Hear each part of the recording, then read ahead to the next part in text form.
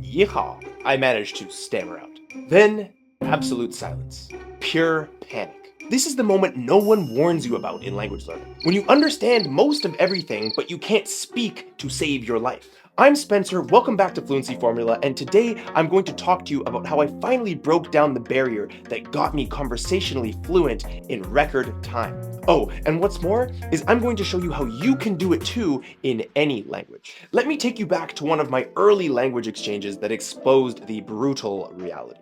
I was sitting at my desk about 7 p.m., nervously waiting for my italki call to connect. For context, I had been waking up between 1 and 4 a.m. every single day for months. In my own evaluation, I was beginning to understand a surprising amount of spoken Mandarin. But this was different. This is one of my first times speaking Chinese to someone who I wasn't already very familiar and comfortable with. The call connected and there was Marvin, my language exchange partner, smiling and greeting me with a friendly ni hao.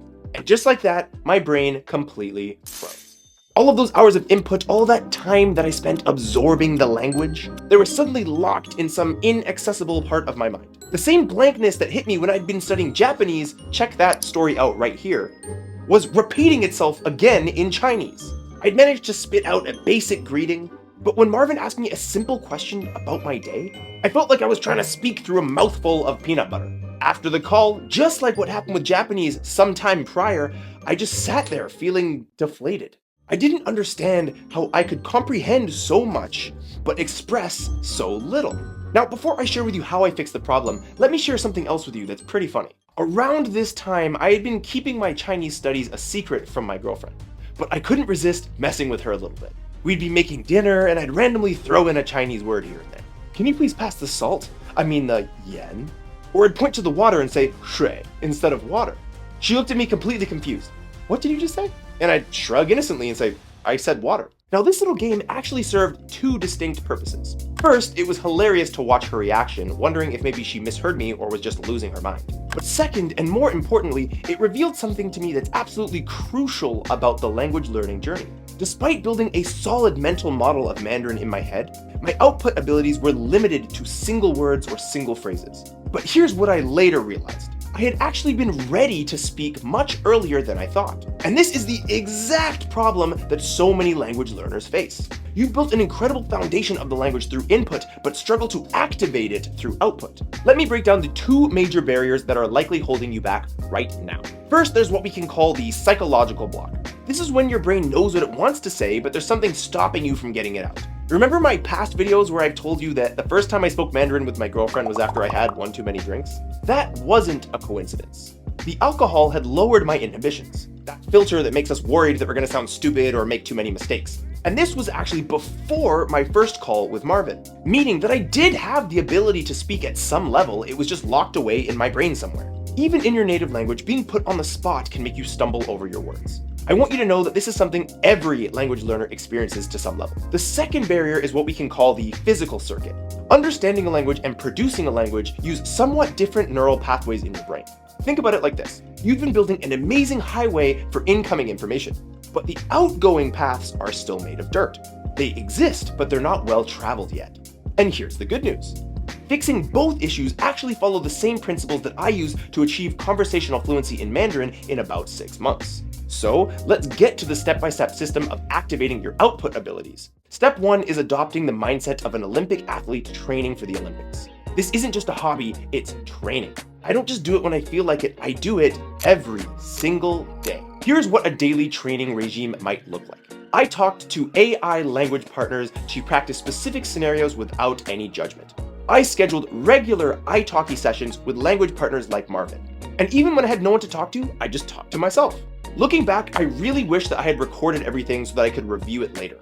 When you listen to what you've recorded, you're able to catch things that you might not have realized in the moment. Step 2 is what I call shadow before you speak. This is one of the powerful techniques that we recommend inside of Fluency Formula to help improve your accent and your output ability. Shadowing is when you repeat what a native speaker says right after the native speaker says it, just like an echo.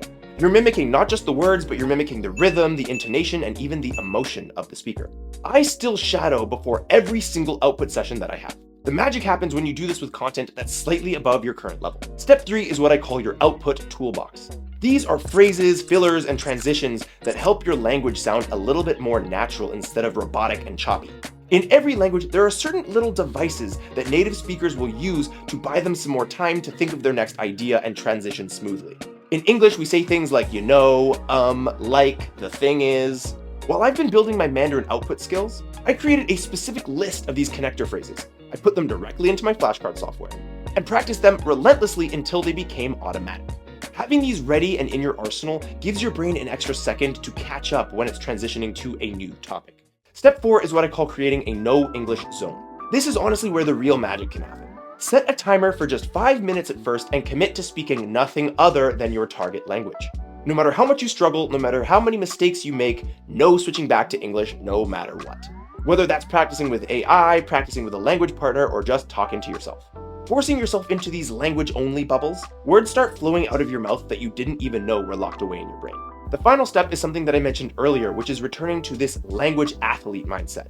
The biggest mistake that I see otherwise serious language learners make is treating speaking practice like it's optional. It's not. While learning Mandarin, even on days where I felt sick so I stayed home from work, or I was just generally exhausted, I still did at least some little form of output practice. I never, ever broke the chain. Your speaking ability follows the same rules that playing basketball does. It's a physical skill set that takes repetition to build and develop. Now let me share with you a quick hack that's helped a lot of students inside of the Fluency Formula community. This is called the 3-2-1 technique, and let me explain to you how it works. Choose a topic that you want to discuss in your target language.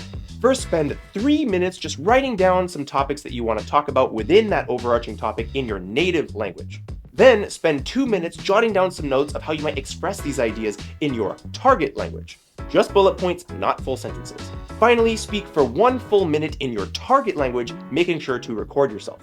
The beauty of this technique is it gradually removes your safety net, all while giving your brain enough structure to prevent panic.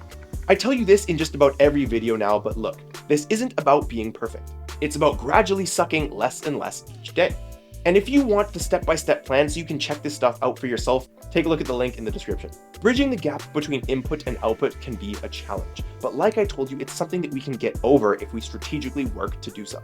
Now, in the meantime, if while you're specifically training your output ability, you want to make sure that you're continuing to make lightning fast progress towards acquiring a language to conversational fluency in general, make sure you check out this video because this is the one that YouTube, a super powerful algorithm, thinks that you need to watch.